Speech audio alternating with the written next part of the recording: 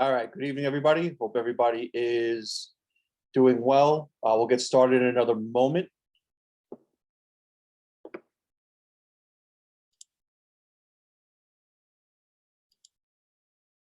Let's see.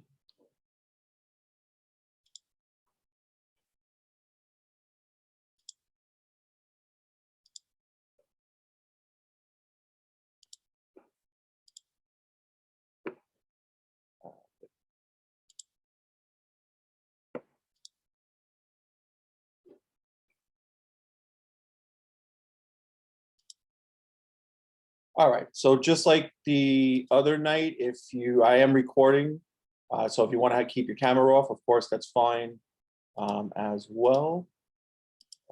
Again, if you want to use the chat feature, feel free to do that also. If you have any questions as I'm going along, I'll put up the chat here so I could see it.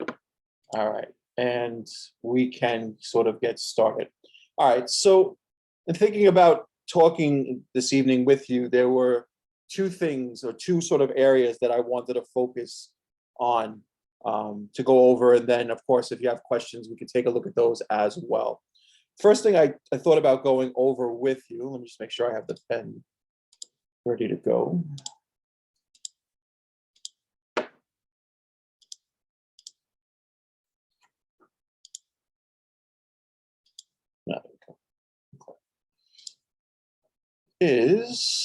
All right, so what I wanted to talk a little bit about first is a little bit about cis and trans isomerism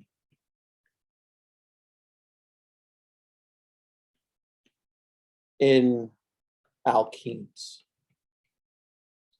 So at the end of our session on Tuesday, we talked a little bit about isomers, and we talked about the fact that isomers are compounds that have the same chemical formula, but different arrangements of atoms. And at that time, we essentially talked about what were known as structural or positional isomers, where you have the same chemical formula, the compounds essentially belong to the same functional group, but they have different connectivities. And we did some examples of that. We took a look at C4H10, and then we drew some isomers of C6H14. And that really fell under the category of what were known as positional or structural isomers. For certain alkenes, there is a type of isomerism where not only do you have the same chemical formula, but you also have the same connectivity. The difference in the arrangement of the atoms is actually a three-dimensional difference. And for certain alkenes, this three-dimensional difference is known as cis and trans isomerism. So where does this stem from? Well, one of the things that we tried to show you in the lecture notes is that if you have an alkene and you focus in on any of the carbon-to-carbon bonds that are present, what is true is that if you hold one carbon still, you could rotate the next carbon that you're looking at. You're focusing on one carbon-to-carbon bond. If you hold one carbon still, you could take the other carbon and sort of turn it around, sort of like you turn the steering wheel in your car. Now, it's not as simple as that, of course. There's other parts of a larger discussion we could have. But if you're looking at two carbons that are in a single bond, and then understanding that each of those carbons are going to have three other things attached to them, if you hold one carbon still and turn the other one, essentially you're changing the relative positions of the things that are attached to both carbons. In other words, in one way, the three things on the first carbon and the three things on the second carbon would be oriented in some direction relative to each other. And then if I hold one carbon still and rotate the other, now the relative orientations are changing. In alkanes, you have what is known as rotational freedom. However, when you have carbons that are linked by a double bond, and again, we tried to show you this with a little bit of a video in the lecture notes.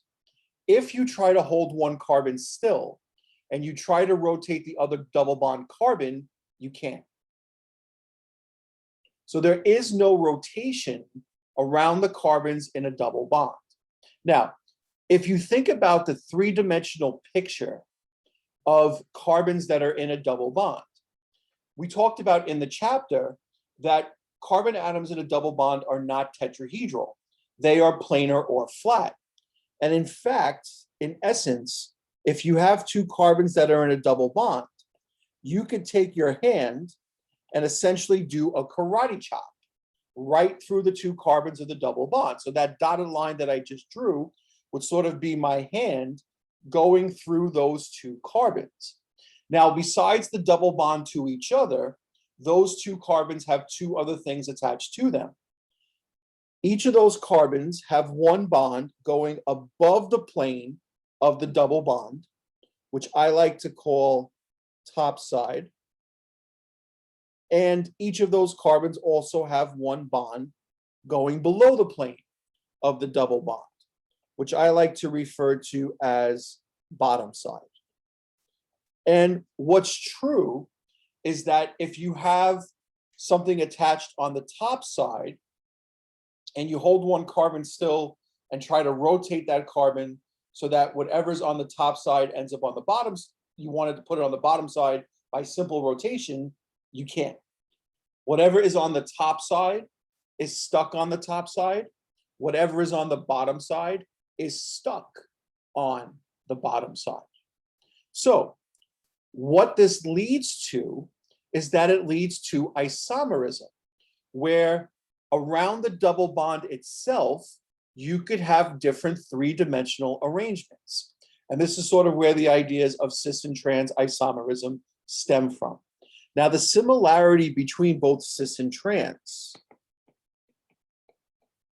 is that you have, sorry, let's go back to the pencil, is that you have one hydrogen on each double bond carbon. That's the similarity between them. So you have two hydrogens, one on each double bond carbon. For cis, okay, those two hydrogens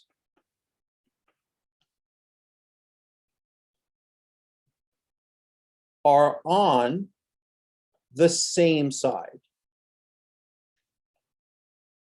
of the double bond.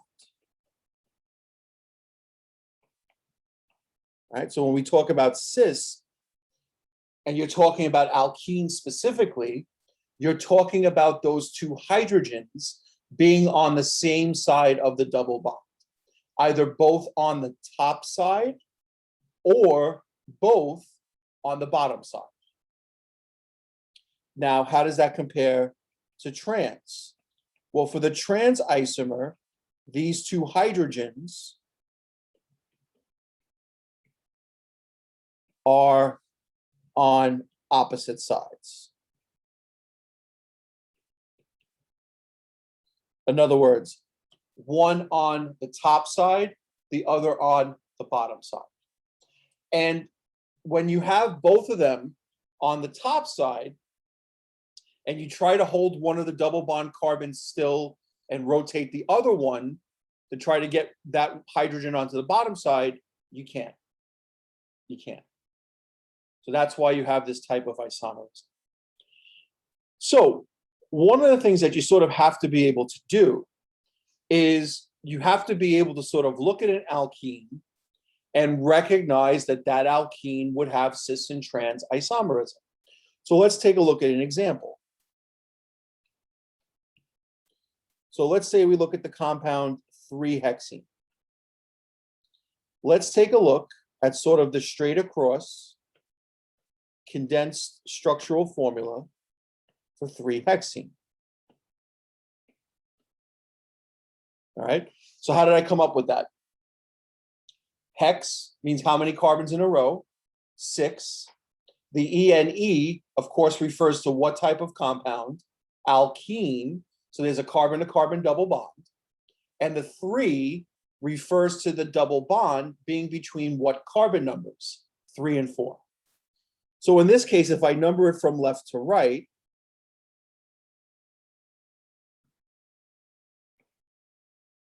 and you can number it from right to left, you come up with the same thing.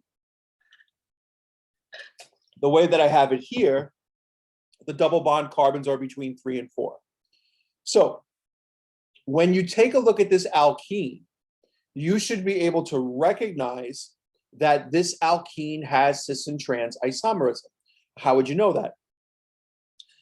We would know that if the double bond carbons have one hydrogen attached to them each. So if I take a look at carbon number 3, does carbon number 3 have one hydrogen attached to it? And the answer is yes.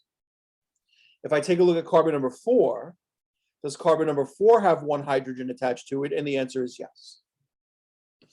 And because of that, I realize that this compound has cis and trans isomerism. Now, in terms of drawing the cis and trans isomers, when you draw cis and trans isomers of an alkene, you have to show the correct three-dimensional arrangement around the double bond. So when I draw a cis or a trans version, I actually like to start with the carbon-to-carbon double bond itself. And we know, based on the three-dimensional model, which actually fits very well into 2 dimensions, you have the carbon-to-carbon double bond in the same plane, and then you have one bond on each carbon going top side, and one bond on each carbon going bottom side. So right now, the way I've set it up is I've set it up to show the correct three-dimensional arrangement. Now, if I want to start by drawing a cis isomer of 3-hexene, what would that mean? That would mean that I would put both hydrogens, the one on carbon 3 and the one on carbon 4, on the same side of the double bond, which one way to put that in would be to put them both on the top side, like that. Could you have put them both on the bottom side? Yes. Do you have to do both? No. Either way is perfectly acceptable. You don't have to do both. But then, of course, you have to fill in the rest of the structure. Now, for carbon 3, besides the double bond to carbon 4 and besides the hydrogen, if you look at the straight across version, carbon 3 is also attached to carbon 2.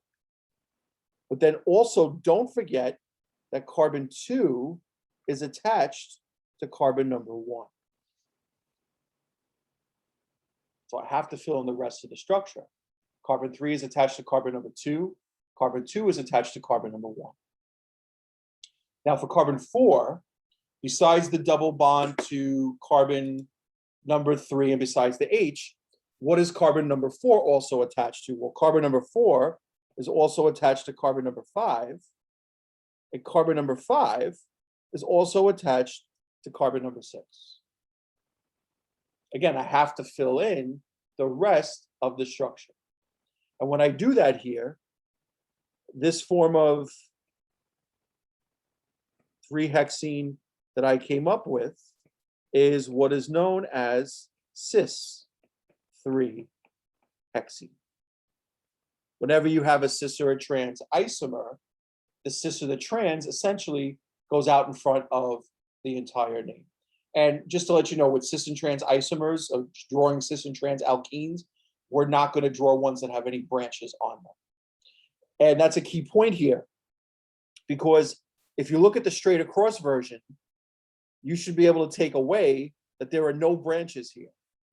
And even though in the cis version, and we'll draw the trans version in a second, even though in the cis version, it might look like there are branches here, there's not. If I was going to circle my main or parent chain here, I would circle everything. There are no branches. You know, hydrogens themselves are never branches. They always come along with the carbon they're attached to. So there are no branches here that are present. So here would have cis-3 hexene. And then for the trans isomer, so again, I would start with the carbon-to-carbon double bond. All right.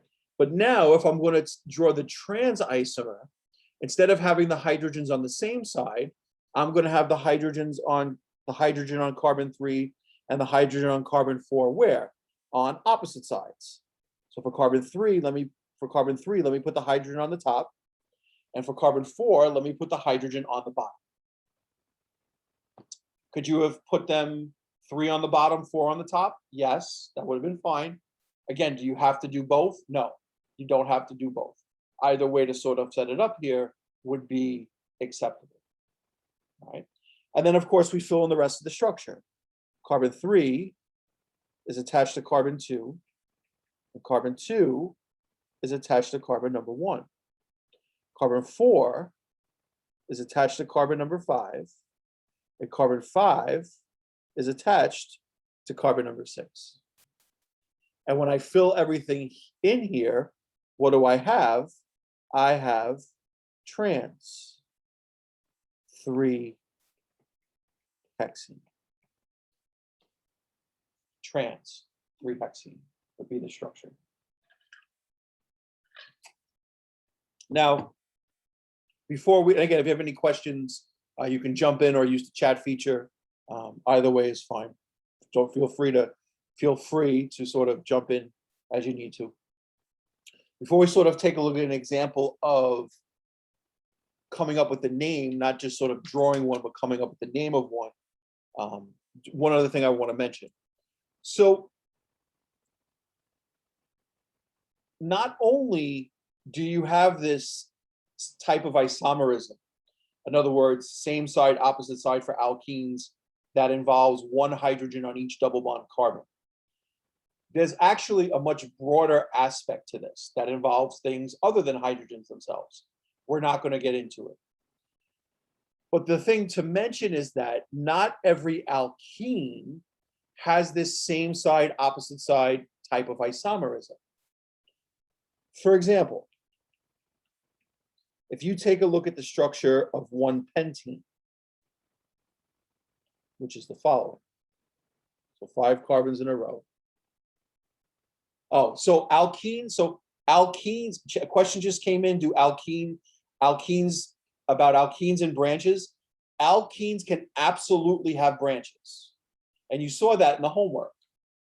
But what I was saying is that if I'm asking you to either name or draw a cis or trans alkene, we're not going to put any branches on that structure. Because one of the things that sometimes students get confused with when they look at a cis or trans alkene and they look at the double bond, the way things are drawn, is they think like the hydrogens are branches and such like that. That's not the case. But it's absolutely possible, and again, you saw this in the homework and in the notes as well, that alkenes can definitely have branches. I just won't ask you about that if I'm giving you to sort of name or draw a cis or trans alkene. That was sort of the hint I was trying to make on that one. All right. So let's continue with 1-pentene. So we got CH2, CH2, CH3. Okay. 3, 4, 5. So 1-pentene, 5 carbons in a row. Again, ENE representing an alkene. The 1 tells me that the double bond is between carbons 1 and 2. So this is my straight across version for 1-pentene. What is true about 1-pentene?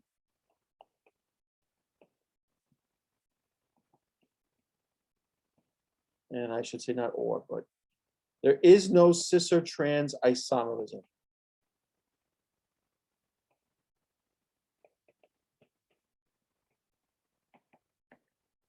That exists for 1-pentene. In other words, there is no cis 1-pentene, there is no trans 1-pentene. All that exists is 1-pentene. Now, how would you know that? The rule is that if one of the carbons, and it doesn't have to be both, it could be, but it doesn't have to be. The rule is that if one of the carbons of the double bond has identical atoms or groups of atoms attached to it, then you don't have same side opposites, any type of same side opposite side isomerism. So if you take a look at carbon number 1 here, carbon number 1 is the issue, because this, besides the double bond to carbon number 2, what are the 2 other things that attach to carbon number 1? They're both hydrogens. And in theory, and really does hold true, you can't distinguish one hydrogen from the other. In other words, which one of those 2 would be on the same side as the one on carbon 2? Which one of those 2 would be on the opposite side? You can't tell. So whenever one of the double bond carbons, and again, it doesn't have to be both, but whenever one of the double bond carbons has identical atoms or groups of atoms attached to it, you don't have any same side, opposite side type isomerism. So I just wanted to make mention of that as well. All right, so let's look at one more example, finish up our discussion of the topic. So suppose we said,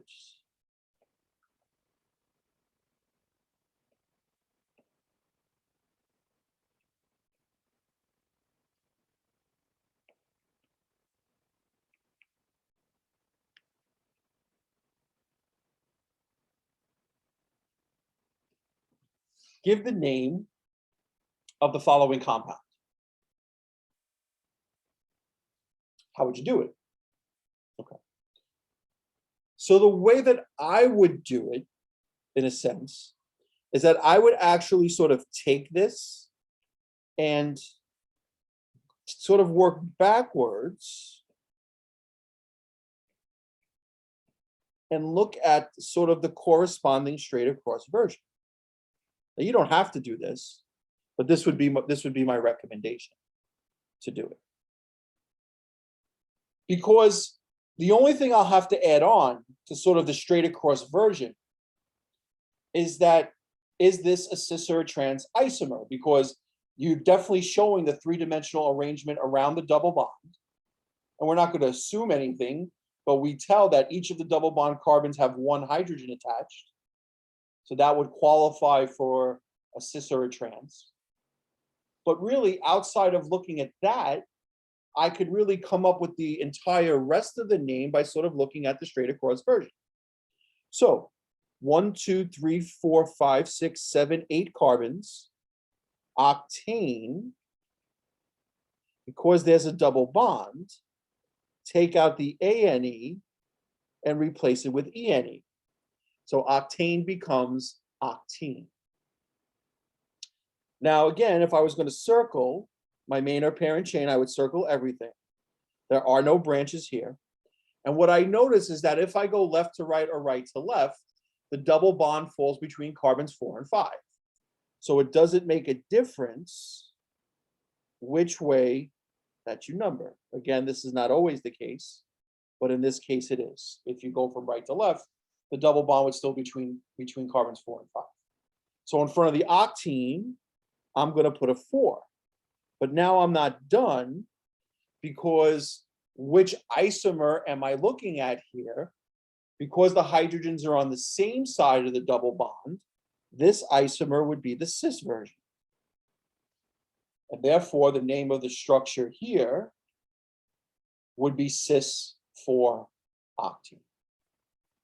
So that would be my recommendation. My recommendation would be to sort of take it and make it into a straight across version, and then just remember to go back and take a look at the more accurate picture to realize whether you're looking at a cis or trans isomer.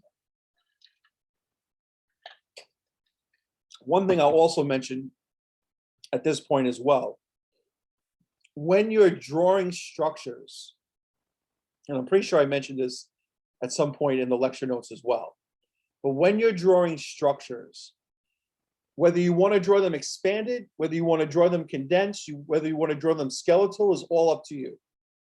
It doesn't matter to me. In fact, if you go through the notes, I gave you some suggestions about different things as we go along. The only requirement that I have, of course, is that you draw it correctly. Okay? But in terms, I know the homework sometimes says, draw the line angle, which I guess they use for skeletal, or draw the condensed structure, whatever. Honestly, it doesn't make a difference to me how you draw it. The main thing, of course, is that we want you to draw it correctly. That's the biggest thing. So I just wanted to make that point tonight before I forget about that as well. All right. So that's a little bit about cis and trans isomers. So that was really the first. And about them. Yeah, go ahead. Lab 3, question 5. Yes. You construct ethene, and then the next question talks about cis and trans. Okay. But like, how are you supposed to do that if ethene is? Okay, so let's take a look at one of the versions. It's okay, it's a good question. Okay. So here's what one of the versions, so this goes back to lab number 3, and it has to do with, I think we're looking at part 5. So you're right, the parent name for the compound would be ethene. Okay. So think about the rules of naming compounds and names of alkenes in general. So we'd want a 2-carbon chain, ethane's going to become ethene. So it doesn't really matter which one is carbon 1 and which one is carbon number 2 in this case. Comes out to be the same thing. How do we give the locations of the chlorines? Well, one of them is attached to carbon number 1 and the other is attached to carbon number 2. So how would we write that?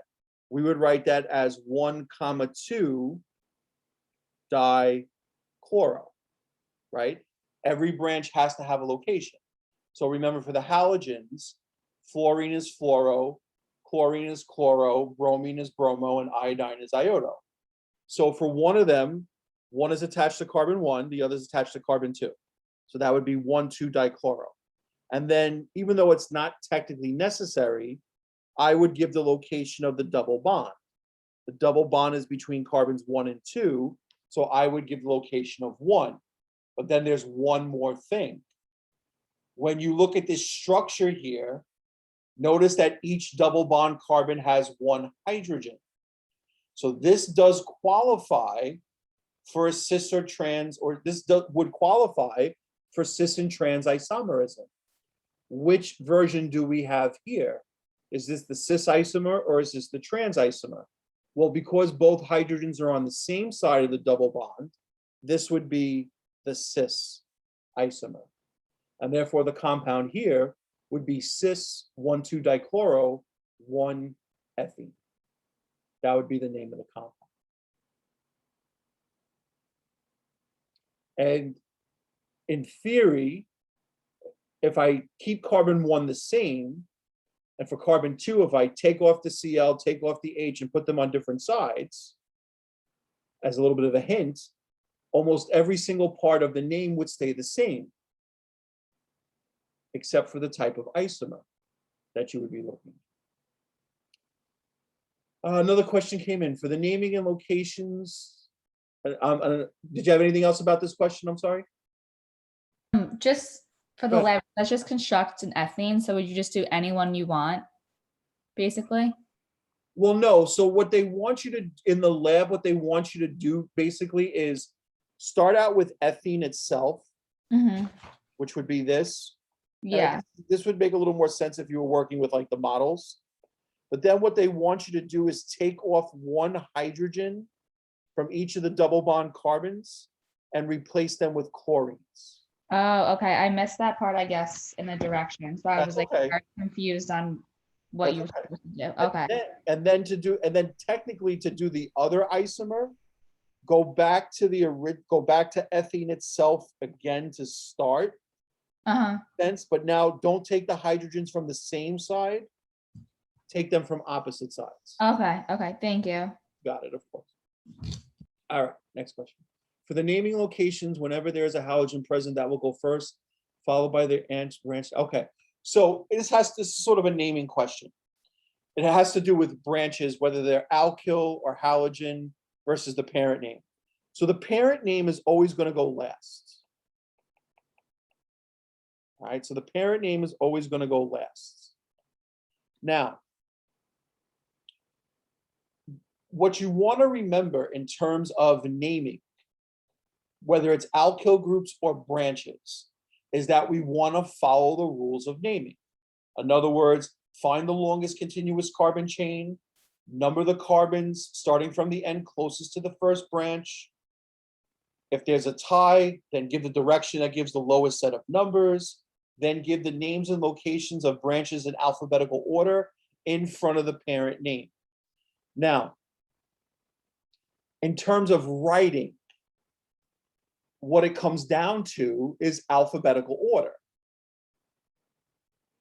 But if you're writing the name and you mess up the alphabetical order part, to me, it's not a big deal. So like for one of the examples in the homework, just to go back, and I mean, we could do another example in a moment. You know, you had the compound, which was correctly named 2-bromo 4-methyl heptane. if you would have written, let's just say for some reason you would have wrote 4-methyl 2-bromoheptane,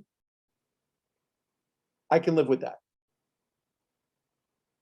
But, you know, the way the compound was structured, the bromine wasn't at 2 based on alphabetical order. The bromine was at 2 because of the correct rules of naming. That's really what it came down to. Let me give you an example.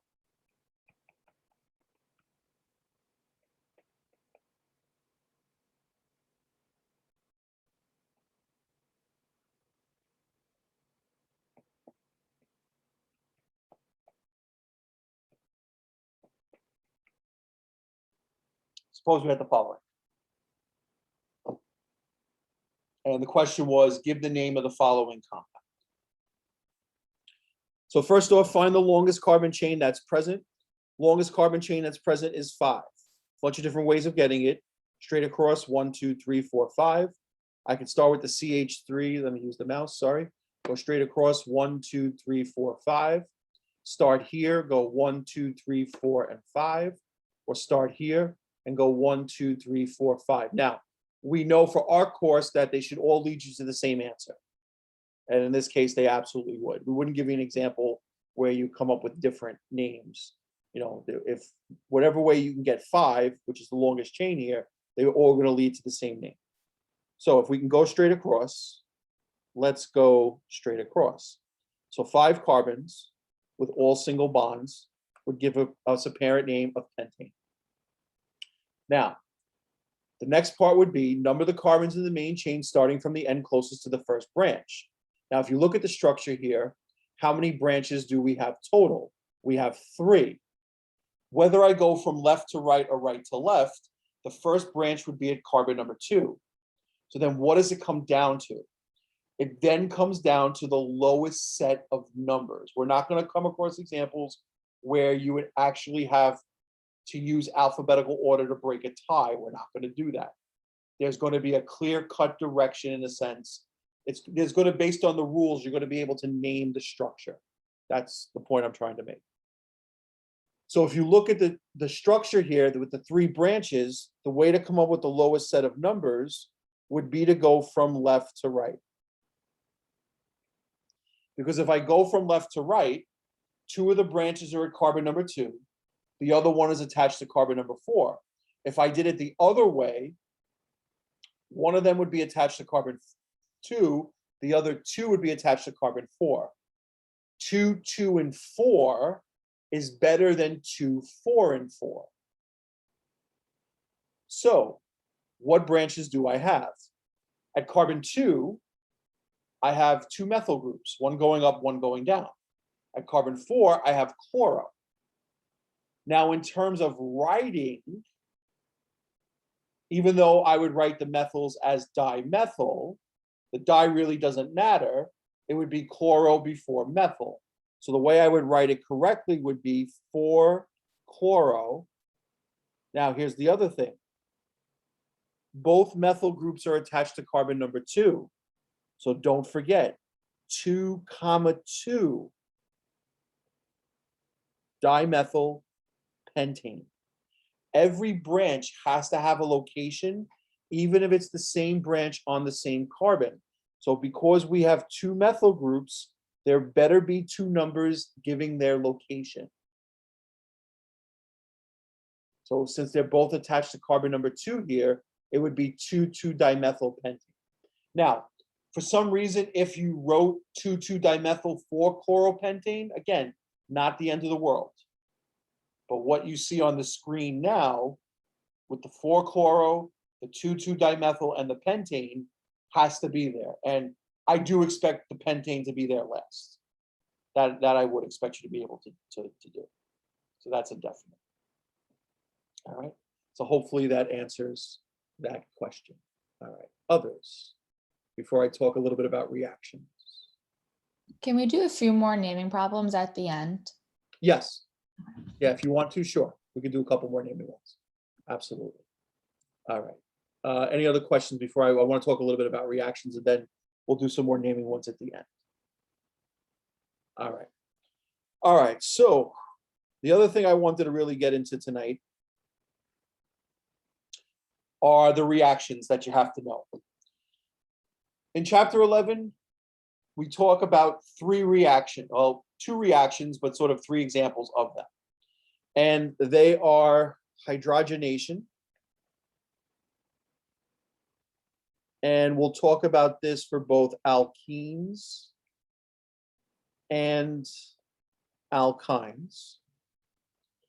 And then we'll talk about hydration, which we talked about for alkenes.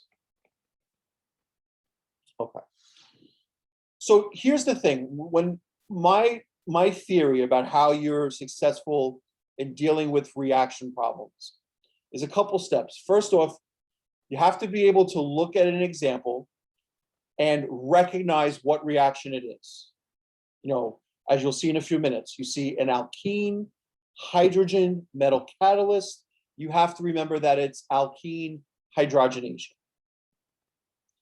Second, what is the transformation that takes place? As we'll talk about in a moment, for alkene hydrogenation, the double bond becomes a single bond. You add one hydrogen to one former double bond carbon, and the other hydrogen to the other former double bond carbon. And that's it. And then essentially the rest of the structure remains the same. So that's really the thought process that you have to have. You have to be able to recognize what reaction it is, and then remember the transformation that takes place. Now, in many instances, the way that I like to do this is to sort of remember what I call a general equation. When I give you a general equation for a reaction, it focuses on the specific transformation that takes place.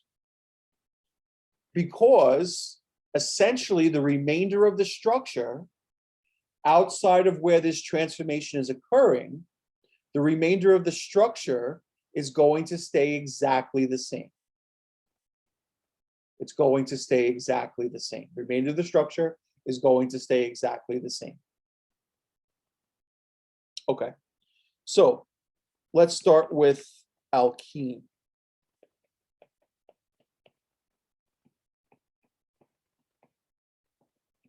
Hydrogenation. So let's take a look at the general equation.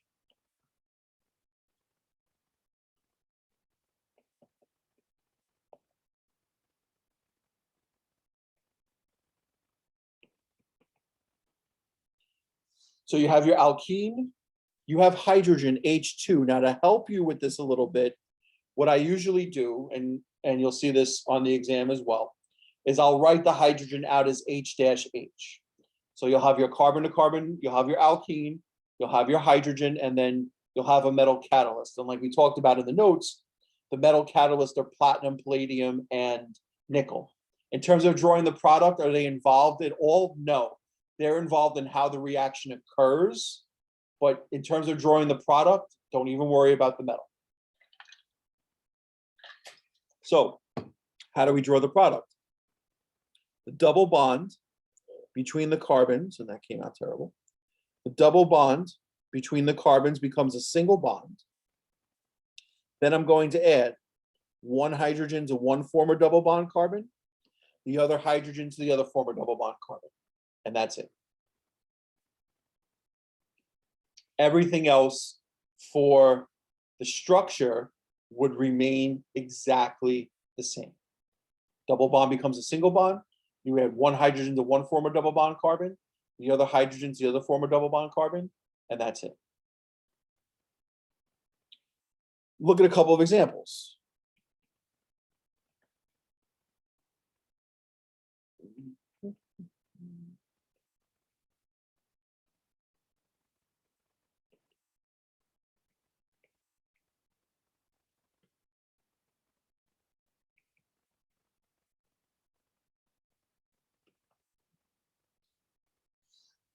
All right, so here's the first.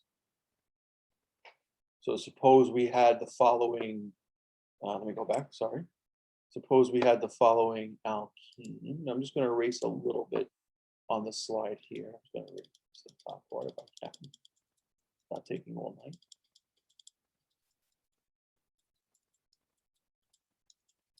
So we have our alkene, we have hydrogen, platinum using as the catalyst here. Again, it doesn't make a difference. What reaction is going to take place? Hydrogenation. All right, so this is alkene hydrogenation. So in terms of drawing the product, everything stays the same except for around the carbon to carbon double bond. So what I would do is I would redraw the structure. Sorry, I got to put the pen back on. I would redraw the structure until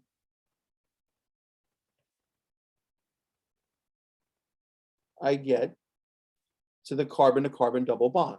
So I've got CH3, CH2, and then I get to the carbons of the double bond. So the double bond between that carbon and the next becomes a single bond. I'm going to add one hydrogen to one former double bond carbon, the other hydrogen to the other former double bond carbon. That's my change. But then don't forget that you do have to fill in the rest of the structure. Got to fill in the rest of the structure.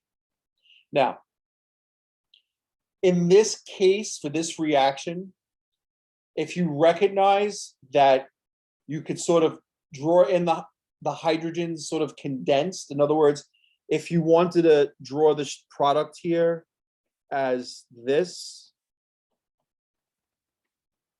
in other words, instead of drawing out the carbon to hydrogen bonds, you know, if you want to sort of, if you wanted to draw it all condensed, that would actually be perfectly fine.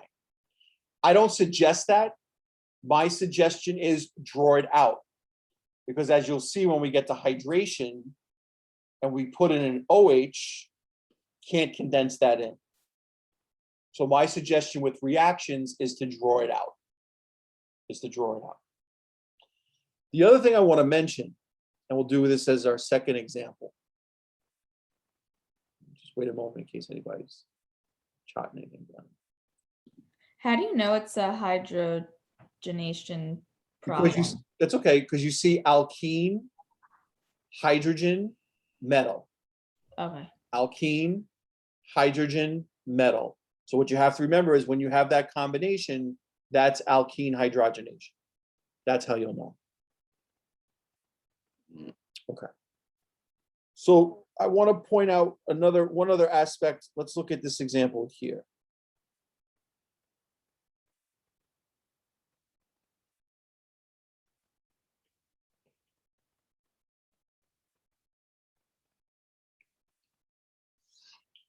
So suppose you had the following. In this case, we have a cycloalkene, got a cyclopentene ring, which has a CH3 group attached to the upper right carbon, plus H-H and nickel. So again, what do you have? You have alkene, in this case, cycloalkene, but it's perfectly fine. Alkene, hydrogen, nickel. What reaction is this? It's alkene hydrogenation. When you have these reactions take place on rings, and most of you got this right, I've been grading a lot of the homework, you'll get it back very soon.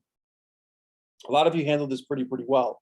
But one of the things I want to mention is that when these reactions take place on rings, the rings don't magically open up. So in other words, if I was drawing the product here, everything stays the same. I still have my ring. But the double bond, and let me actually put in the CH3 group on the upper right ring carbon as well. The double bond between the top and the upper right ring carbon becomes a single bond. And then I add one hydrogen to the top ring carbon and another hydrogen to the top right ring carbon. And that would be it. Now, again, just to mention that because the structure here is skeletal, if you actually didn't put in the hydrogens, you would actually be okay. Again, I don't recommend that. My suggestion would be to put the hydrogens in. All right. And the other thing to mention is that when you draw the line here, you have to put in the hydrogen, because based on the rules of skeletal structures, if you don't put the hydrogen in, it looks like it's a carbon. Because remember, for skeletal structures, you find carbons where lines come to an end. Also where lines intersect, but where lines come to an end. So when you draw those bonds in, you got to put the hydrogens in. But the really point I wanted to make here is that the ring does not magically open up. The ring does not magically open up. All right. So that's alkene. The line in the middle is a double bond, right? Yes. So when you have a double bond in a ring, the way that we draw the double bond part is that it goes inside of the ring, and it's actually shorter than the ring bond itself. And the reason why is because if you were to sort of draw it like this, you could actually misinterpret here and here for carbons because the lines would intersect. So even with benzene, which you saw at the end of the chapter, when you draw those double bonds inside the benzene ring, remember how they're shorter than the ring bonds themselves. So that's how we draw double bonds inside of a ring. All right. Okay. So how does that compare to alkyne? For that particular example, is it always necessary to write it as a cycloalkane, or can it be written in the condensed form? You can write rings expanded, condensed, or skeletal. My recommendation with rings is to not draw them condensed. And let me show you the reason why, because I saw this a little bit on the homework. One of the reasons why you don't want to draw rings condensed is because sometimes I see stuff like this.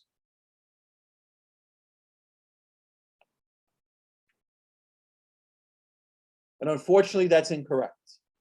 Because when I look at this structure here, I don't see 5 carbons, I see 10. Because I see 1, 2, 3, 4, 5, and then I see 6, 7, 8, 9, 10. If you choose to draw a ring as a condensed structure, what you must do is you have to make sure that the carbons are clearly part of the ring. So if you wanted to draw a cyclopentane as a condensed form, this is how I would draw it. I don't think that's the easiest to do.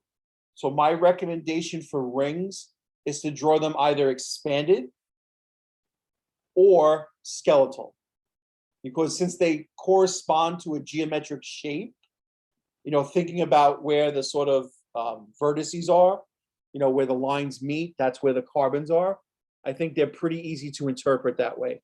The biggest problem, one of the bigger problems I see when trying to do that with condensed is some students draw something like that, which is absolutely incorrect, because the carbons have to be part of the ring structure.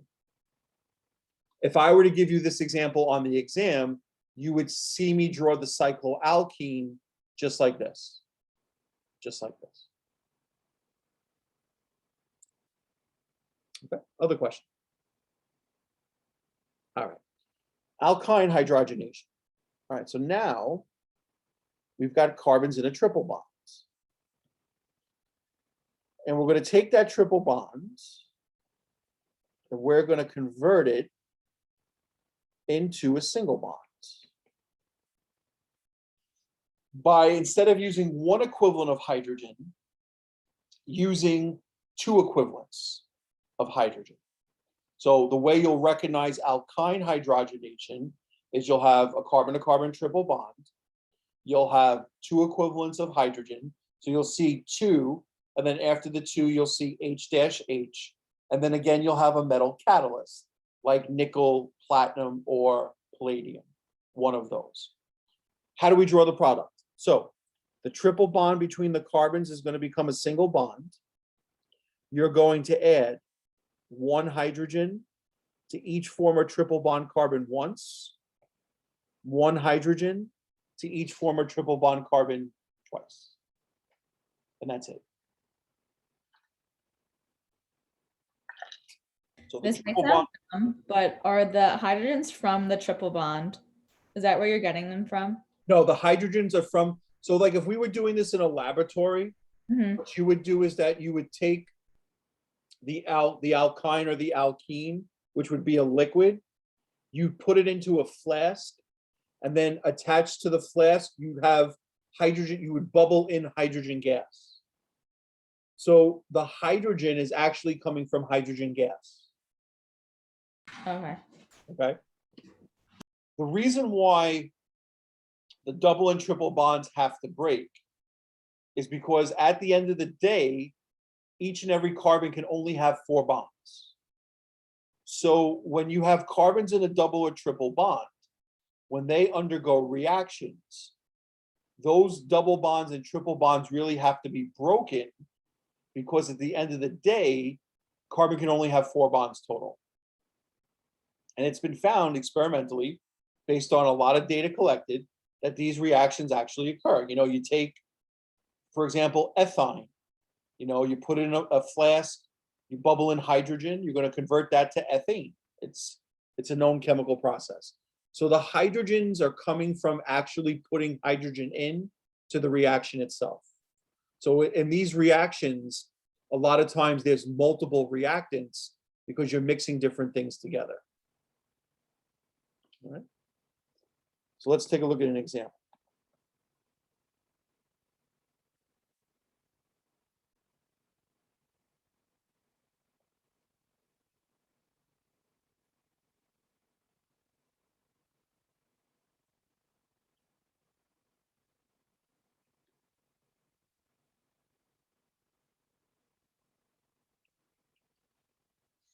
So we have the following alkyne: CH3, CH2, C triple bond C, CH with 2 CH3s, plus 2 H-H, and then nickel we're using as the catalyst here. So again, how do you recognize what's going to happen? You have your alkyne, 2 equivalents of hydrogen. What reaction is going to take place? Hydrogenation. Okay. Alkyne, 2 equivalents of hydrogen, alkyne, hydrogenation. How do we draw the product? Everything stays the same until we get to the carbons of the triple bond. So I've got CH3, CH2, then I get to the carbons of the triple bond.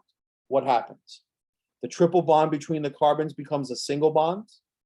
I add 1 hydrogen to each former triple bond carbon once, 1 hydrogen to each former triple bond carbon twice. So as far as the actual transformation goes, this is it. But of course, we have to fill in the remainder of the structure. Can't just leave parts out. So the remainder of the structure has to be filled in. But the only change that takes place from the original alkyne itself is at the carbon-to-carbon triple bond. That's where the change occurs. And that would be the structure of the product here. All right. So that's a little bit about alkyne hydrogenation.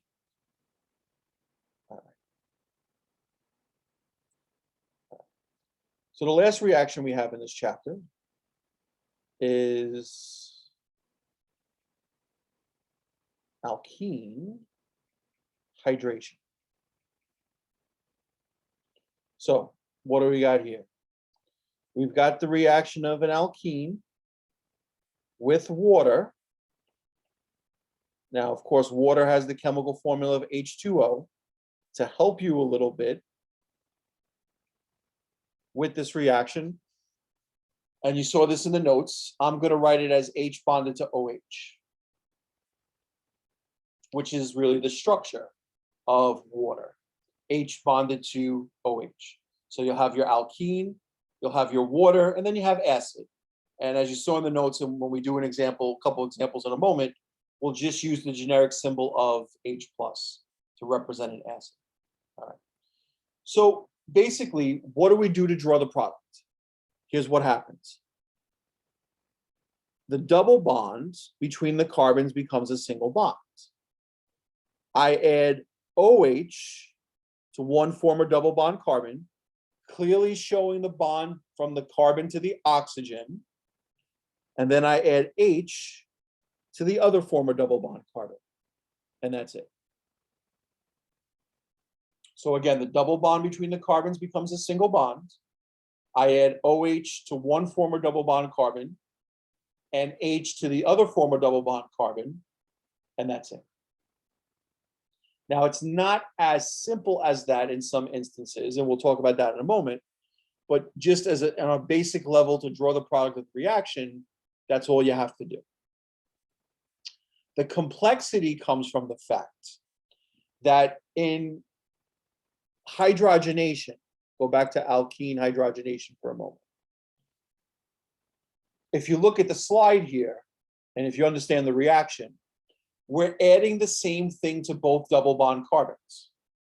The double bond becomes a single bond. We add hydrogen to one former double bond carbon, another hydrogen to the other former double bond carbon. When you're adding the same thing to the double bond carbons, it doesn't matter which one of those two things goes where, because you're adding the same thing to both. So it doesn't matter what goes where. But now it's a little bit different, because in alkene hydration, now we're adding different things to the double bond carbons. What does the complexity come from? By doing that, you could potentially end up with different structures depending on how you add the OH and the H. Now, for our purposes in this course, there's going to be two scenarios you'll come across. The first scenario will be where it doesn't matter how you add the OH and the H. And we'll do an example of that in a moment. And the other scenario is going to be that there's going to be a preference for where the OH and H want to go. And we'll do a couple examples of that in a moment as well. Let's start with an example where it would make a difference.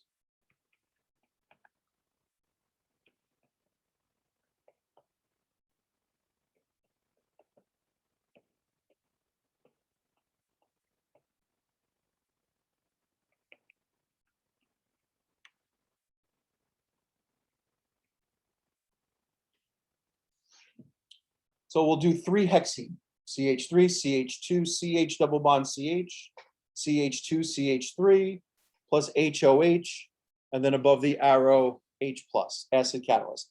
So again, what do you have? You have alkene, water, acid. What reaction is going to take place? Alkene hydration. In this example, and we'll draw both of the ways of adding it to show you, it really doesn't make a difference where the OH and H go, because the two possible ways of adding OH and H actually lead to the same structure. So one way would be to make the double bond into a single bond, add the OH to the former double bond carbon on the left, and the H to the former double bond carbon on the right. And that would give me my structure that looks like the following.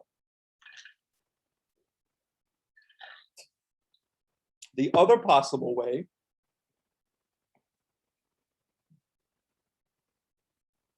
again, make the double bond into a single bond. Now put the H on the former double bond carbon on the left and the OH on the former double bond carbon on the right.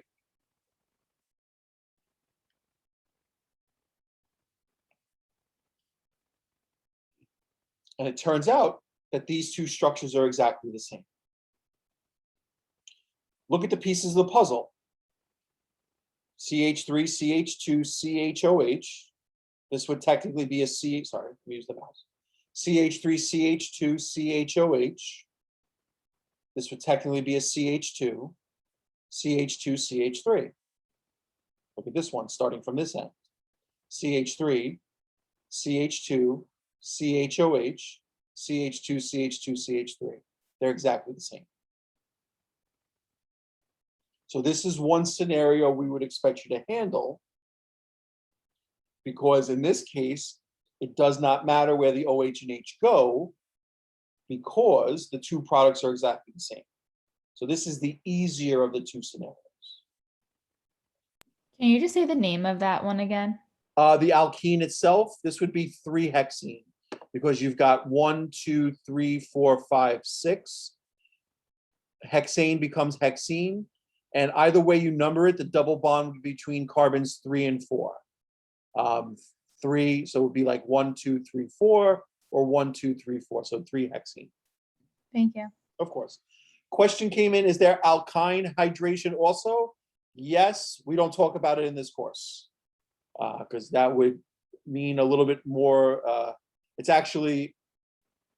not as actually straight, well, if you want to, I consider it straightforward, you might not, which is understandable. But yes, there is alkyne hydration. We will not be discussing it. That's the simple answer. So there's no special name for like an alkene hydration like structure. It's just the regular alkene name. Well, in other words, so let me just say this. You don't have to worry about naming the product. You just want to be able to draw the product. Now, when you get into chapter 12 and you look at the alcohols, because the products here are alcohols, you could name the product here based on naming alcohols. But when I ask you questions about reactions, in a sense, it's not about naming the product, it's all about drawing the product. So, in this case, don't worry about how to name, in a sense, but in reality, when you start to look at alcohols, you would know how to name the product here. Okay, thank you. Of course. Okay.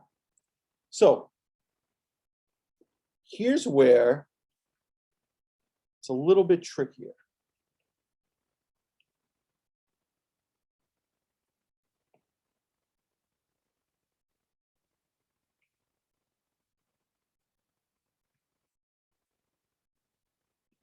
Let's see if we can do this.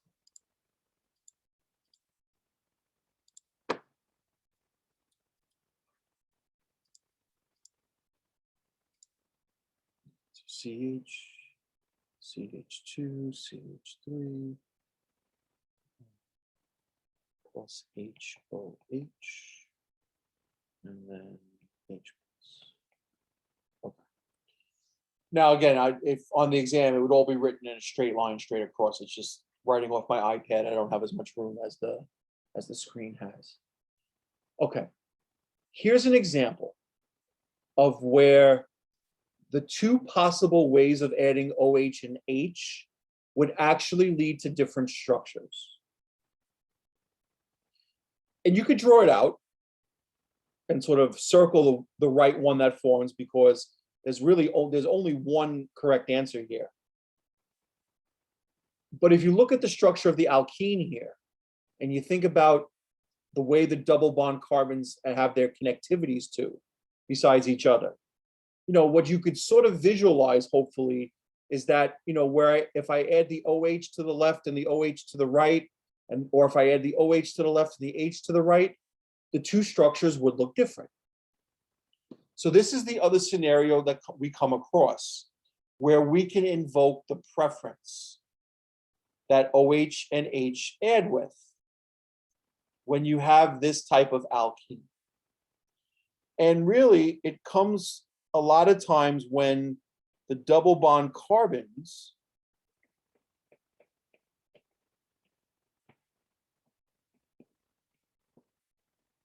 have different numbers of hydrogens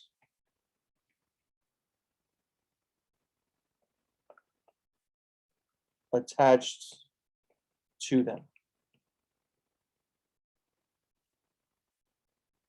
When the double bond carbons have different numbers of hydrogens attached to them for this particular reaction, the hydrogen adds to the double bond carbon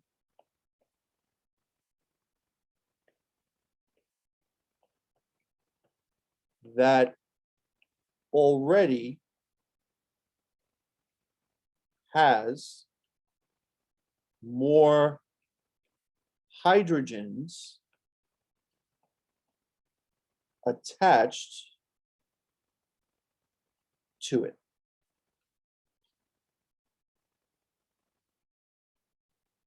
So essentially, when you have a scenario where the double bond carbons have different, again, this is specifically for alkene hydration.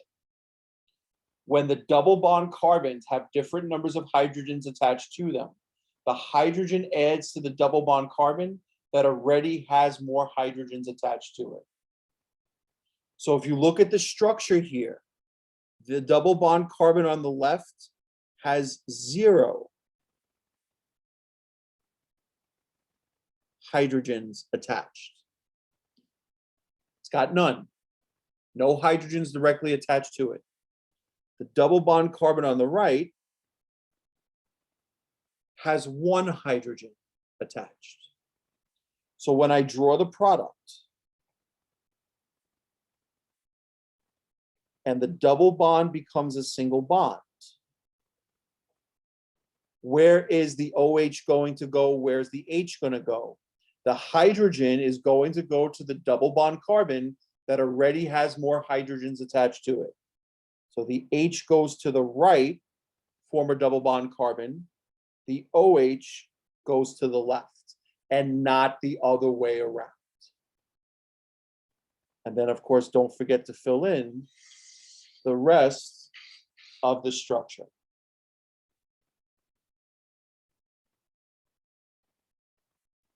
Sorry, hold on one second. Don't forget to fill in the rest of the structure. So the double bond carbon on the left had no hydrogens attached. The double bond carbon on the right had 1 hydrogen attached. The hydrogen went to the double bond carbon on the left. Sorry, the hydrogen went to the double bond carbon on the right. The OH went to the double bond carbon on the left. Preference, where the double bond carbons have different numbers of hydrogens attached to them. Let's look at one more.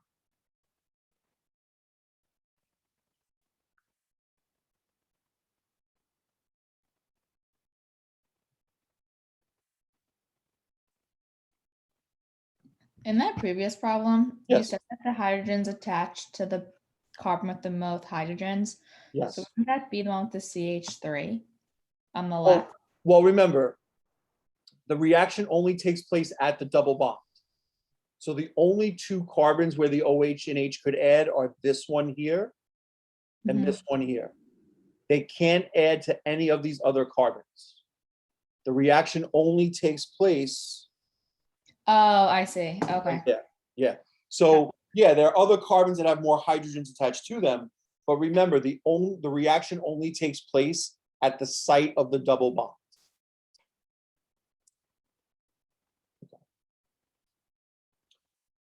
So let's go to this example here, where the reaction could definitely take place on a cycloalkene. So we've got a cycloalkene, water, and acid. What reaction is taking place? Alkene hydration. This is another example of where water, the H and the OH are going to add based on preference.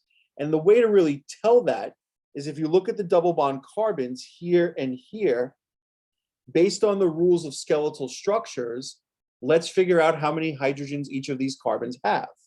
So this one right here has how many bonds coming off of it? 1, let me use the mouse, sorry. This carbon has 1, 2, 3, 4, double bond. So 1, 2, 3, 4. If there are 4 bonds coming off of it, how many hydrogens are there going to be on that carbon? 0. There's none. If we look at the ring carbon on the bottom right, this ring carbon has how many bonds coming off of it? 1, 2, 3. At the end of the day, carbon wants to have 4 bonds. So how many hydrogens does the bottom right ring carbon have? It has 1. So based on looking at it and seeing that the double bond carbons have different numbers of hydrogens attached to them, I know that this reaction is going to occur with the preference. Now, in terms of drawing the product, again, the ring is not going to magically open up. I'll put the ethyl group attached to the top right ring carbon. The double bond between the top right and the bottom right ring carbon becomes a single bond. Now we're going to add the OH and the H. The hydrogen is going to go to the bottom right ring carbon, and the OH is going to go to the top right ring carbon, and not the other way around. If you were to put it the other way around, it would actually be incorrect, not the other way around. All right, so that's the idea of preference in terms of alkene hydration. And for chapter 11, those are the three reactions that you have to know and be able to draw the products of. Alkene hydration. Can we do one more practice question of that, please? Sure. Alkene hydration, alkene hydrogenation, alkyne hydrogenation, and then alkene hydration. Those are the reactions that you need to do. All right, let's look at one more example. Let's see what we can figure out. Let's do something like this.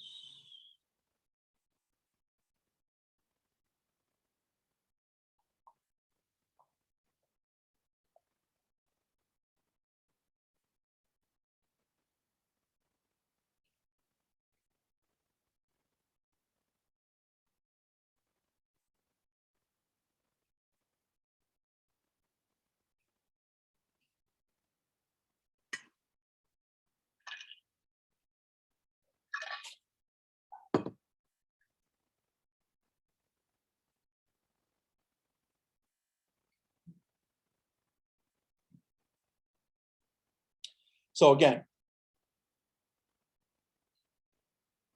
don't be intimidated by the structure. You've got your alkene, water, acid. What reaction is going to take place? We're going to have alkene hydration. Double bond is going to become a single bond. We're going to add OH to one former double bond carbon, H to the other former double bond carbon. But let's see if there's going to be a preference for where the OH and H are going to go.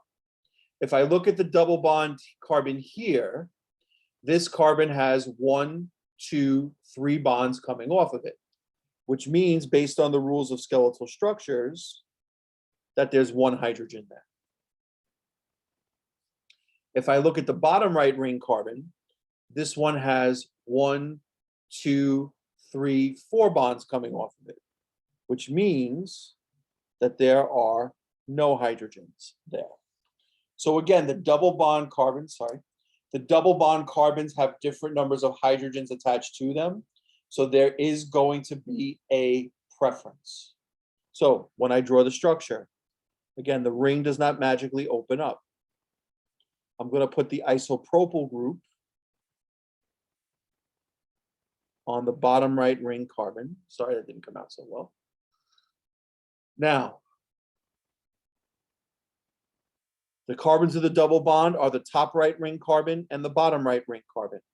In this case, the H is going to go to the top right ring carbon, and the OH is going to go to the bottom right ring carbon. And again, not the other way around. If you were to flip-flop them in terms of putting the OH on the top right and the H on the bottom right, that would actually be incorrect. So this would be the correct way to draw the product here. All right. Other questions about that? All right. So I know there was to go over a little bit more of naming some structures, so I'll do that in a moment. But before I get to that, does anybody have any other questions before I do some other naming examples with you? Professor, do we have to write that as a line angle formula too? Say that again, I'm sorry. Do we have to write that as a line angle formula too? So again, when you're drawing the structures of the products, you can draw them however you want, as long as they're correct. So, Okay. What I have a lot of times when these types of structures is I use combinations of things. Like, for example, here you have a combination of skeletal and condensed, to draw the product. Again, the big thing I would say is that when you're drawing the products, you want to draw out the bonds that are being formed to the, to what's being added. So like you notice that in each of these examples, I drew out the bond to the H that's added. I drew the bond out to the OH that's added. And you sort of, you know, there's no way you could sort of shortcut that. That really has to be filled in. But again, you know, in terms of drawing things in general, you can draw them however you want as long as they're correct. Okay. The way I draw branched alkanes, for the most part, is I use a combination of, I usually just draw them condensed, honestly. And for branched cycloalkanes and stuff like this, cycloalkenes, I usually use a combination of skeletal and condensed. So you know, Okay. you see that a lot in the notes, and something to get used to. Okay, thank you. You're welcome. Other questions? All right, so let's do a couple of other naming examples across some different lines to see if we can name everything that we need to name. So we'll do a couple more examples here.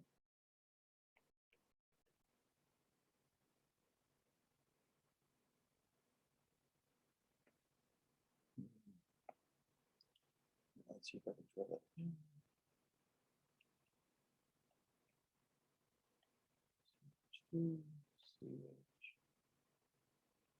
And just to let you know also, like when I usually draw a lot of stuff for you, the only thing I tend to draw skeletal are the rings. Usually everything else is condensed. And that's the way I usually like to draw things. So just to make mention of that as well. All right, let's take a look at this example here. And we want to give the name of the following compounds. All right. Step one, find the longest continuous carbon chain that's present. First off, what type of compound are we dealing with here? We're dealing with some sort of alkane. Doesn't look continuous, so I would probably say that it's branched. That would probably be a pretty good guess. So we're dealing with a branched alkane. So just, you know, in general, the rules tend to be repetitive. So we want to find the longest continuous carbon chain that's present.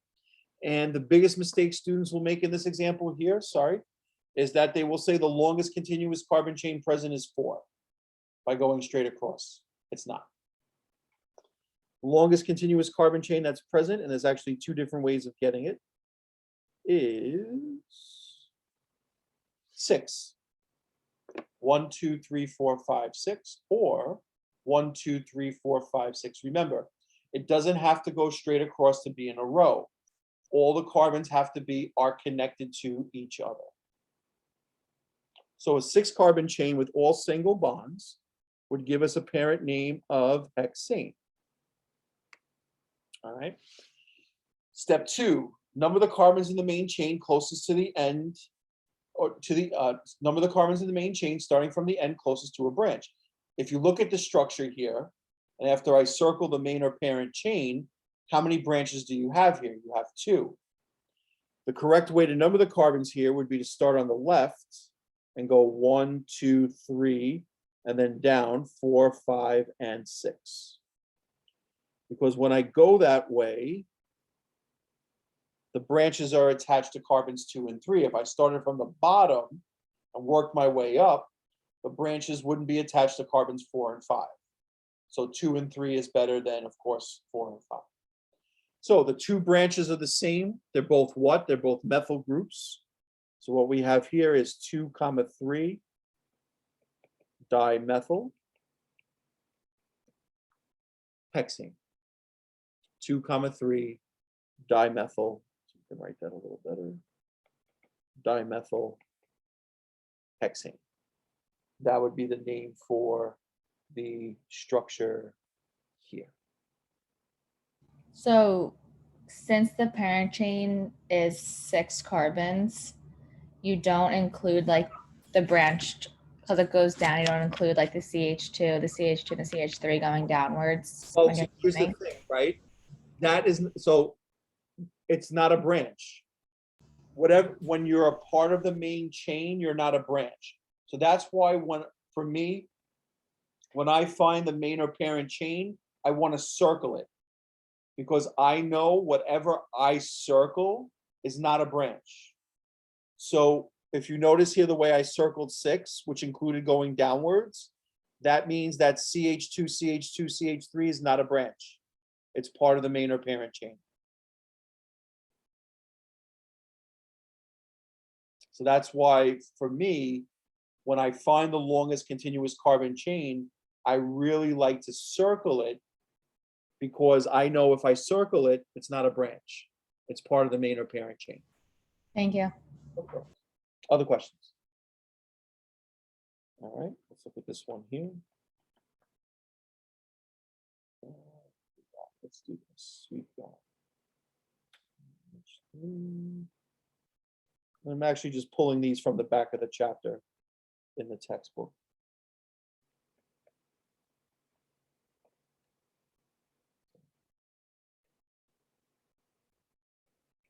And I'm actually leaving you the, well, I'm doing some of the odd ones, sorry. These have the answers in the back. All right, so let's take a look at this one here. Here's another one you should be able to name. So what do we got here? We have an alkene. So for an alkene, we want to find the longest continuous carbon chain that contains the double bond. So the longest continuous carbon chain that contains the double bond can be found by going straight across. It could also be found by going 1, 2, 3, 4, 5, and 6. So you have 1, 2, 3, 4, 5, and 6, or 1, 2, 3, 4, 5, and 6. Again, they should both lead you to the same name, and they absolutely do. So a 6-carbon chain that contains the double bond, hexane, is going to become hexene. So the parent name for this compound here would be hexene. Now, in terms of numbering the carbons, we number, when you're dealing with an alkene, you number the carbons in the main chain starting from the end closest to the double bond. So the only correct way to number the carbons here would be from right to left. That's the only correct way to number the carbons here. We have to number the carbons starting from the end closest to the double bond. We have 2 branches. At carbon 4, we have a Br, which is bromine, which is bromo. And of course, at carbon 5, we have a CH3, which is methyl. Which one do you write first? We'll write the bromine first. 4 bromo, 5 methyl, and don't forget to give the location of the double bond. The double bond is between what carbon numbers? 1 and 2. So what number do you give? You give 1. So this would be 4 bromo, 5 methyl, 1 hexene. Don't forget to give the location of the double bond.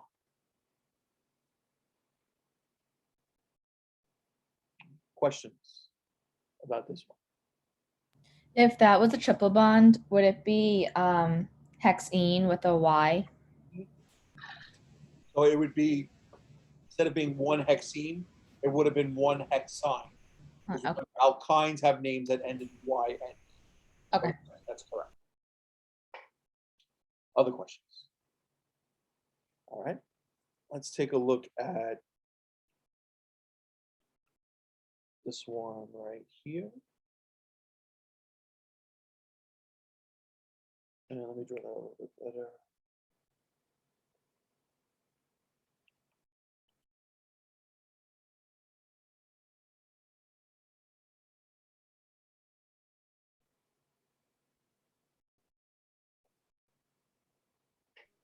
Professor, for Yes, the previous question, sure. if it was a single bond, then we don't have to indicate the number. Right, so if the right portion here was like CH2 single bond CH3, sorry, then it would really, then the naming would totally, the naming would totally change in a sense. Okay. So for when you're dealing with alkanes, there's no number for like a location of a single bond because they're all single bonds. Okay. But when you have a double bond or a triple bond, because everything else is all single bonds, then you give the location of the double or triple bond. Okay, I get it. Thank you. Of course. All right, so let's look at this one here. So we got a 6-carbon ring that contains a double bond. One thing just to mention right away, this is not a benzene ring. We'll do an example of benzene in a few minutes, benzene type compound. Remember, yes, benzene does have a 6-carbon ring, but it's got alternating double and single bonds in the ring. This is actually a cycloalkene. So we have a 6-carbon ring with a double bond, cyclohexane. Take out the ANE and replace it with ENE. So cyclohexane becomes cyclohexene. Now, as you saw in the notes, when you have a double bond in the ring, the double bond has to be between carbons 1 and 2. Because remember, one of the differences of numbering the carbons in a ring versus numbering the carbons in an open chain is that a ring does not have an end. And with the idea to put the double bond between the lowest carbon numbers possible, when you have a double bond in a ring, the double bond is always between carbons 1 and 2. So then what do we have to consider here? We have to consider the branch. And based on the double bond carbons being 1 and 2, we want to use the direction, and when I mean direction, I essentially mean clockwise or counterclockwise, that would then give the branch the lowest possible number. So the only correct way to number the carbons here would be to make the upper right ring carbon, carbon 1, and the bottom right ring carbon, carbon 2. Because then when I get to the bottom carbon where the branch is, that would be carbon number 3. And then if you wanted to finish up, you'd have 4, 5, and 6. So here you would have 3-methyl. And as I talked about in the notes, I would recommend putting in the location of the double bond. In this case, if you actually left it out, it would be okay. But as I talked about in the lecture notes, instead of remembering when you have to or don't have to, my suggestion is to put the number in. So you would have 3-methyl 1-cyclohexene, or if you just wrote 3-methyl cyclohexene, that would be acceptable as well. So that would be the name for the structure here. Can you just repeat the part about numbering the carbons and then also about the double bond being in a certain spot, I think you said? So when you have a double bond in a ring, the double bond has to be between carbons 1 and 2. So no matter how I would draw the ring here, I drew it like this, or if I drew the 6 carbons, I put the double bond here. The double bond in some way, shape, or form is always going to be between carbons 1 and 2. Because the idea with rings, see, when you number the carbons in a main chain, like you do in these 2 examples, you have to start from one of the 2 ends. You know, here you'd have to start from here or here. This one you'd have to start from here or here. But if you think about a ring as a parent or main chain, a ring has no end. So you have a little bit more flexibility in terms of how you number the carbons of a ring. So the goal is still to give the double bond the lowest possible numbers.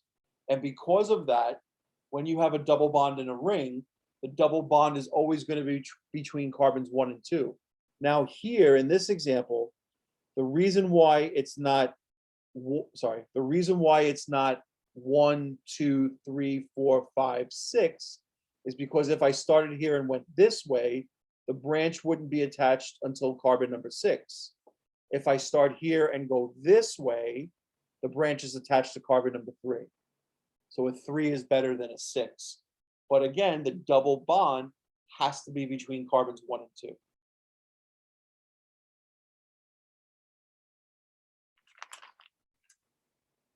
And when you mean ring, it could be like any shape that makes a ring, not just a hexane, right? All right, so remember the ring sizes you have to know are 3, 4, 5, and 6.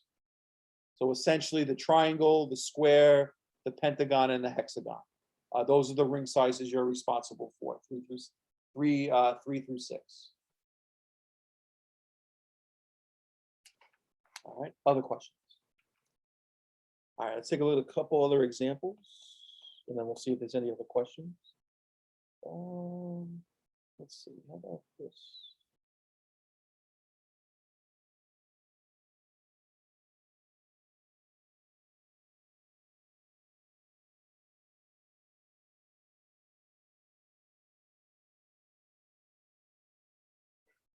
Put this one here.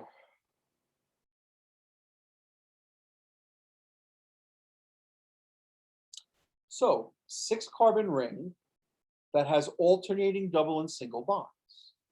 If you remember back to the end of our discussions in chapter 11, a 6-carbon ring with all double and, sorry, a 6-carbon ring with alternating double and single bonds would lead us to benzene. And most times, the parent name for a compound that has a benzene ring is benzene itself. And that would certainly be the case here. So again, 6-carbon ring, alternating double and single bonds, that essentially is the structure of benzene. And most benzene compounds, not all, but as you know, most compounds do have the parent name of benzene when you have a benzene ring in the structure. Bromines, we've got 3 of them. So that would actually lead us to tribromo. The final question is, what carbon numbers are they attached to? Now remember, for benzene, we don't worry about the double bonds that are in the ring. What it comes down to for benzene is to give the branches the lowest possible numbers. Ignore the, see in the example above, we didn't ignore the double bond. So when you have a cycloalkene, you can't ignore the double bond. When you have a benzene ring, you can ignore the double bonds. So it's all about giving the bromines the lowest possible numbers. So it's tribromo, so there has to be 3 numbers. What are the 3 numbers that you can give here to give the bromines the lowest possible numbers? And it would start, the correct way to do this would be to start with the bottom ring carbon as carbon number 1. Because if I start there and I go counterclockwise, the bromines are at 1, 2, and 4. And no matter how else I number, in other words, if I start with the top ring carbon as carbon 1, or I start with the bottom right ring carbon as carbon 1, I can't beat that. In reality, the only way to beat 1, 2, 4 would be 1, 2, 3. And they're not all in a row. They're not all consecutive, so to speak. The common mistake students make with this example is that they would assume or start with the top ring carbon as carbon number 1. If you did it that way, you would come up with 1, 3, and 4, but I can beat that by starting with the bottom ring carbon and going 1, 2, and 4. So 1, 2, 4, tribromo benzene would be the name here. And when you get your homework back some point tomorrow, and you look at the example, I think it was 36C, go back and take a look at that in terms of finding the lowest set of numbers. It's a common mistake I see in the homework over and over again. So, and that was actually 36, I believe, C in the homework. You'll see that when you get it back. So just make sure you're really doing your diligence in a lot of these benzene examples to find the lowest set of numbers. Lowest set of numbers. Let's do one more. Any questions about that last one?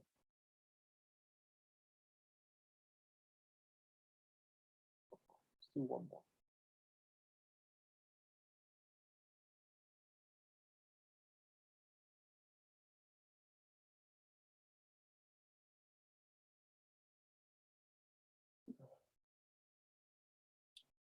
How would we name this compound here? I got a benzene ring, but if I used a parent name of benzene here, this from what we know in this course, based on what we discussed, there would be a couple issues. The first issue would be, what do you call OH as a branch? You might know what it's called, but we haven't discussed it, and we won't discuss it. And then the other question would be, is it the top right ring carbon that's carbon 1 and the bottom right that's 2? Or is it the bottom right that's 1 and the top one that's 2? Top right that's 2, which is correct, because in theory they would lead to 2 different names.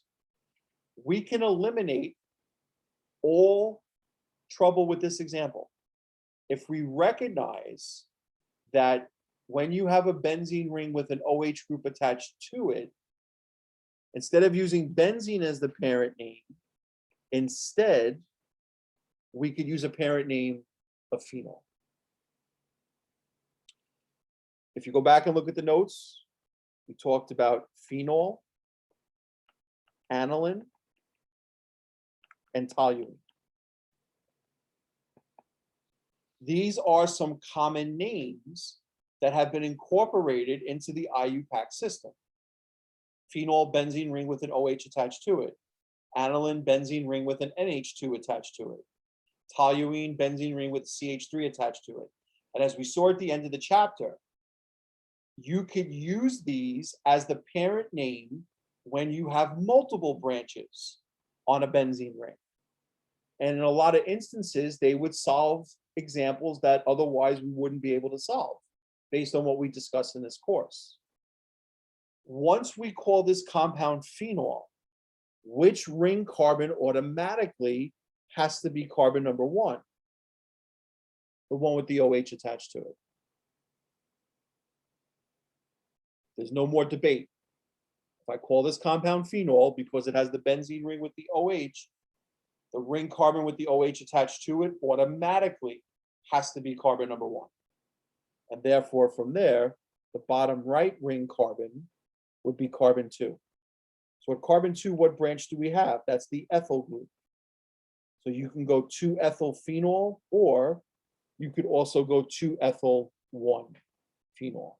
Again, if you left out the 1 in front of the phenol, that would be okay. The 2's definitely got to be in front of the ethyl, but if you wrote 2-ethyl phenol, that would be okay. But I would suggest putting it in as 2-ethyl 1-phenol. Questions about that? What if you made your first carbon the ethyl group? It would be Like that? it would be incorrect, because my question would then be, what parent name would you use for the compound? Are you still using phenol, or would you be using benzene? Oh, okay. See, here's the thing, right? That's okay. See, here's the issue. If I call this compound benzene, which you can do, the correct way of numbering it would be 1, 2. And okay, I'll give you OH as a branch. I'm not going to test you on it, but OH as a branch is what is known as hydroxy. Yeah, because that's what I read it as, Yeah. hydroxyl group. Here's right, but here's the thing. The thing also is that I wouldn't expect you to be I wouldn't expect you to be able to do this, is that if you call this compound benzene, 2 problems from the way that, the notes that I give. I don't talk about hydroxy. And then the other issue is that you'd have to use alphabetical order, E before H, in order to figure out that it's 1, 2. So you would have to name it as 1-ethyl 2-hydroxy benzene. Now, if you name it that way, I'm not going to mark it wrong. It's correct. But honestly, based on the notes that I give for the course, I wouldn't expect you to name it that way at all. The way that I would expect you to name it is the 2-ethyl 1-phenol. That would be my expectation. Other questions? All right, any other questions about naming, or any other questions about anything else? Just what was the group off the aniline? Is that how you say it? Oh, sure, yes, aniline. So for aniline, you have, or aniline, however you want to pronounce it, is fine. Attached to the benzene ring is an NH2, nitrogen, with 2 hydrogens attached to it. That's aniline. And then for toluene, you have the benzene ring with the CH3. attached to it. So aniline is this one here, and then toluene is that one there. And then phenol is the benzene ring with the OH attached to it.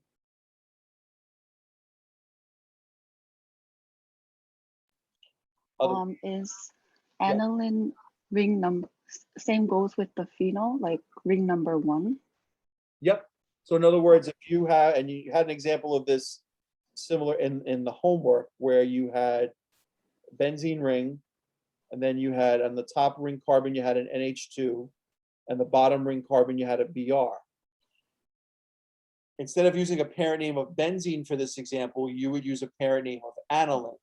And when you do,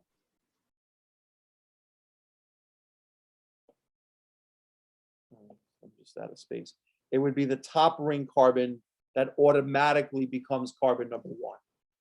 And then from there, whether you go clockwise or counterclockwise, the bromine is attached to 4.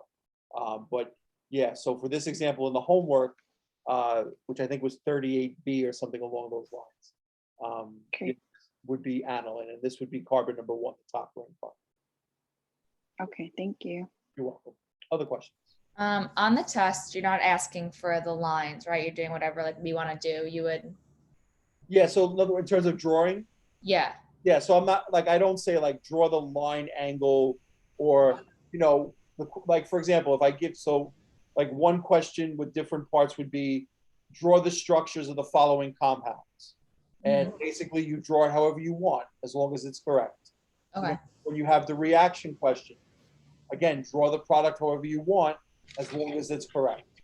That's the only requirement that I have. I don't make a specific, to say, draw the condensed or draw the skeletal line angle. I just want you to draw it correct. That's the bottom line. Okay. Other question came in about the test in terms of the sign up, because remember, there's 2 possible times to take it. I'm going to put out an announcement, maybe tonight before bed or sometime tomorrow, just a couple reminders before the test. But to select your time, which I believe is either at 9 a.m. or 8 p.m., I would need that sometime tomorrow. If it's after 5 p.m., that's okay. I just would like to set everything up on Saturday, so if I can have that sometime tomorrow, that would be great. But I'm going to post an announcement either later tonight before bed or on tomorrow in the early afternoon about a couple things regarding the exam. I know a couple of you asked about exam format. I'll just mention that briefly. Multiple choice and short answer.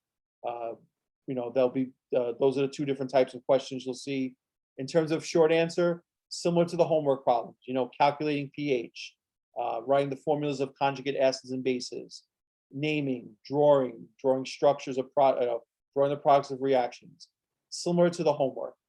What I always tell students, and I believe this, is that the way you know you're ready for the exam is that if you can do the odd numbered problems, which have the answers in the back from memory, and get them correct, you should be fine on the exam. If you're still on Sunday night, if you're doing those problems and you're still looking to really figure out how to solve them, Monday could be a little bit of a struggle. But that's really in my mind the way you know you're ready. If you can do the odd numbered ones from memory and get them right, you'll get them correct. In terms of how many questions, I don't know exactly yet. Usually there's like 10 to 15 multiple choice, and then usually there's like a bunch of short answer that have multiple parts. The exam is geared for like an hour and a half, but I believe I gave you an hour and 45 just to give you some extra time to do stuff on, in case there's any lagging technology issues, which hopefully there won't be. Go ahead. I'm sorry. Not on the exam, because I noticed they were in one of the textbook like chapters, but we didn't go over it in like the homework questions. Yeah, so whatever I don't cover in the notes, you're not responsible for. Okay. Like in the acid-base chapter, I think they might talk about reactions and titrations. You're not responsible for that. Okay. You're only responsible for what I cover in the notes, and the homework problems are usually reflective of that. And then as far as the short answers go, are they done on scrap paper and then we scan them in, or is it done on the screen? So as you'll see, and I think I posted it at the beginning with all the instructions and stuff like that, you're going to write out all your answers on paper, just like you do your homework. So the exam is gonna open up as a PDF file, which you don't need Adobe, it'll open either way. And then basically on, you're gonna be in front of the camera, being recorded, and you will answer your questions on on paper, on blank paper. And then as it says, and I'll post the instructions again, of course, that after the exam you're done, you have 15 minutes to upload your answers to Canvas. So basically nothing will be done on the screen. Your screen will basically be locked onto the exam.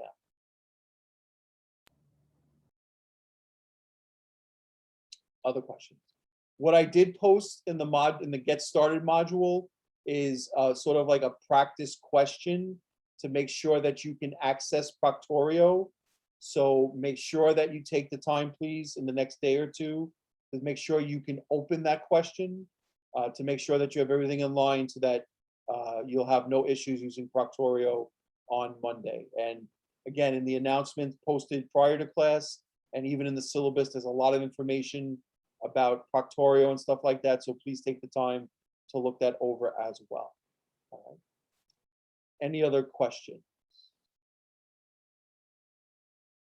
All right. So again, I'll get your homework back to you probably sometime tomorrow. So you'll have that study as well. If you have questions over the weekend, let me know. I'll be checking my email and I'll try to get back to you as soon as I possibly can. And as I said, I'll post some announcements tonight or tomorrow, and then I'll post the video of tonight's session either tonight or tomorrow as well. All right. Any last things before we say goodnight for today?